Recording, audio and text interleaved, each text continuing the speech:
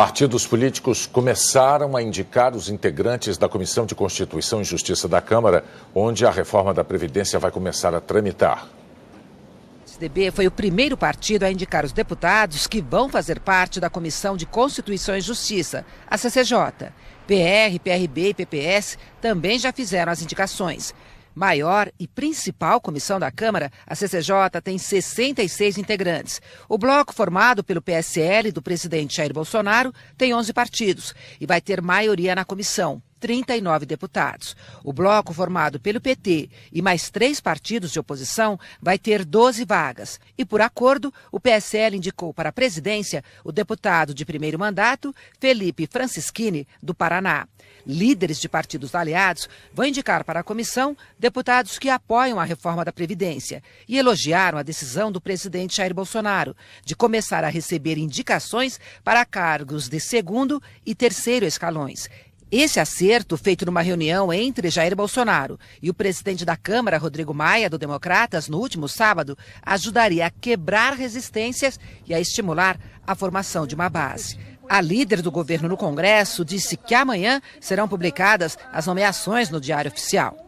Atende o processo de articulação política, que é saudável, que é bem-vinda, né? Esse é o princípio aí do próximo Diário Oficial, ou de uma informação que vai ter no Diário Oficial, né? Vai ter a composição aí do que serão os vice-líderes no Congresso Nacional, e essas vice-lideranças não serão pessoas figurativas. Muitos deputados avaliam que o presidente começa a se aproximar e a negociar com as bancadas. Mas, além de indicar os nomes, os partidos querem ver as nomeações no Diário Oficial. Não é tomar lá da cá, é a necessidade que nós temos de entregar obras nos estados, de entregar aquilo que todos os governos fizeram com o parlamento. Um comentário do presidente Jair Bolsonaro numa rede social contra uma jornalista gerou muitas críticas. Bolsonaro se baseou em informações publicadas originalmente num site francês, mas o próprio site disse hoje que as informações são falsas. O presidente Jair Bolsonaro fez o comentário em uma rede social. Escreveu: Constanza Rezende, do estado de São Paulo, diz querer arruinar a vida de Flávio Bolsonaro e buscar o impeachment do presidente Jair Bolsonaro. Ela é filha de Chico Otávio, profissional do Globo. Querem derrubar o governo com chantagens, desinformações e vazamentos. O presidente se baseou em uma publicação de um site de apoiadores dele. Bolsonaro republicou uma gravação postada no site que mostra a interpretação distorcida de uma resposta em inglês da repórter durante uma conversa com um suposto estudante interessado em fazer um estudo comparativo entre Donald Trump e Jair Bolsonaro. I only do that, I think third days doing only this case because this case can compromise, ruin Bolsonaro. Antes da postagem do presidente, o jornal Estado de São Paulo já havia publicado um esclarecimento dizendo que o site citado por Bolsonaro distorceu o conteúdo da entrevista da repórter. O jornal informou que Constança não fala em intenção de arruinar o governo ou o presidente. A conversa em inglês tem frases truncadas e com pausas. Em determinado momento, a repórter avalia que o caso pode comprometer e está arruinando Bolsonaro, mas não relaciona seu trabalho a nenhuma intenção nesse sentido. O conteúdo desse áudio havia sido divulgado no começo de março no blog do jornalista que atua na França, Jawad Khalid. O jornal O Estado de São Paulo esclareceu também que a repórter Constanza Rezende não deu entrevista e nem conversou com o jornalista francês. O Estado de São Paulo afirmou ainda que o site brasileiro falsamente atribui à repórter a publicação da primeira reportagem sobre as investigações do COAF, o Conselho de Controle de Atividades Financeiras, sobre a movimentação atípica nas contas do ex-assessor de Flávio Bolsonaro. Um relatório do COAF apontou no fim do ano passado transferências atípicas feitas por Fabrício Queiroz. Ele movimentou R$ 1.200.000 entre janeiro de 2016 e janeiro de 2017. Queiroz foi assessor na Assembleia Legislativa do Rio de Flávio Bolsonaro, filho do presidente e hoje senador pelo PSL. Outro relatório do COAF apontou transações bancárias suspeitas na conta de Flávio entre junho e julho de 2017. O relatório detalhou 48 depósitos em dinheiro no valor de R$ 2.000 cada um na conta de Flávio Bolsonaro. Segundo o blog do jornalista Rubem Berta, Fernanda Salles Andrade, que assina o texto do site compartilhado por Bolsonaro, tem cargo em gabinete do deputado estadual de Minas, Bruno Engler, do PSL. O Jornal Nacional também confirmou essas informações. Segundo o jornal Estado de São Paulo, o site dos apoiadores de Bolsonaro voltou a atacar a jornalista utilizando-se de conteúdo falso. Publicou 2 mensagens retiradas de um perfil que não era da repórter.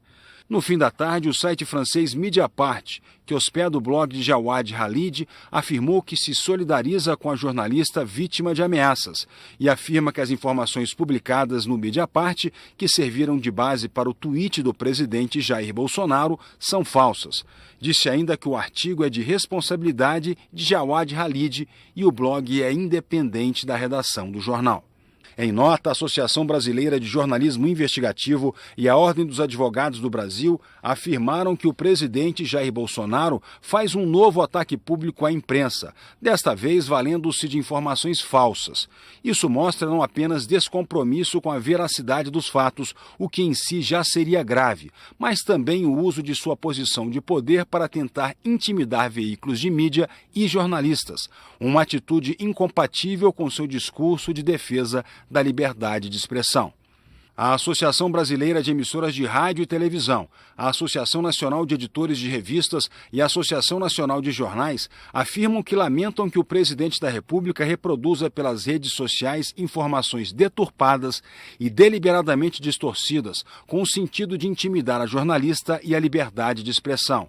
A ABERT, a ANER e a NJ destacaram que os ataques à repórter têm o objetivo de desqualificar o trabalho jornalístico, fundamental para os cidadãos e a própria democracia, e que a tentativa de produzir na imprensa a imagem inimiga ignora o papel jornalístico independente de acompanhar e fiscalizar os atos das autoridades públicas.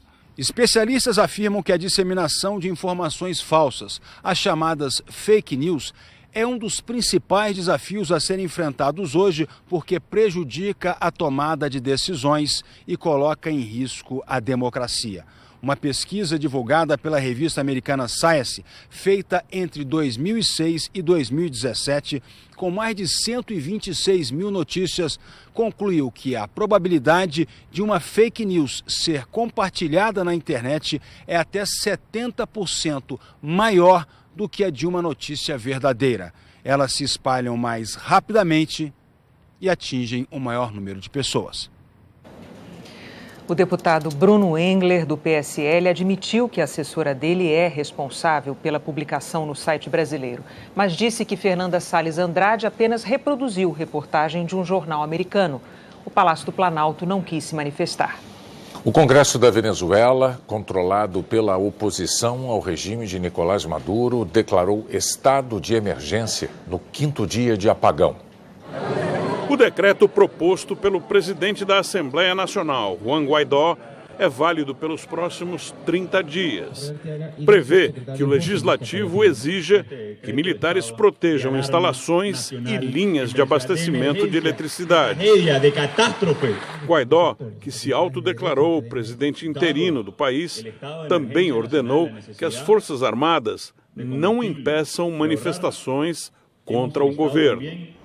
Para economizar combustível, o Congresso venezuelano também determinou que toda a exportação de petróleo a Cuba seja suspensa imediatamente. As Forças Armadas, que por enquanto apoiam Maduro, ao que tudo indica, não têm a intenção de obedecer o decreto. Enquanto isso, os efeitos da crise estão se acumulando. Segundo médicos, 21 pessoas já morreram desde que começou o apagão na quinta-feira da semana passada. Nos hospitais, equipamentos essenciais estão parando de funcionar. O governo de Nicolás Maduro diz que não há vítimas e acusa os Estados Unidos de terem lançado um ataque cibernético para danificar a maior hidrelétrica do país. Mas ex-funcionários dizem que as turbinas pararam por falta de manutenção e porque os empregados não ganhavam o suficiente sequer para comer. A Casa Branca nega qualquer sabotagem.